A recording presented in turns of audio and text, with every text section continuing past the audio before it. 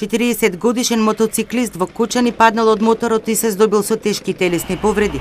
Незгодата, информираат од полицијата, се случила вчера околу 15 часот на улицата Славчо Стоименов во Кучани, кога Д.И. управувајќи скутер непозната марка се превртел на коловозот.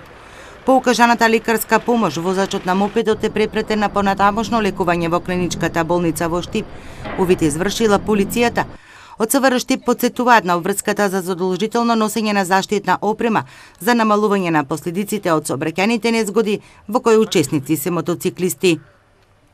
Апелираме до сите возачи на мотоцикли да бидат внимателни и одговорни во сообраќајот, да внимаваат на правилата за ограничување на брзината и да користат кациги и останата заштитна опрема.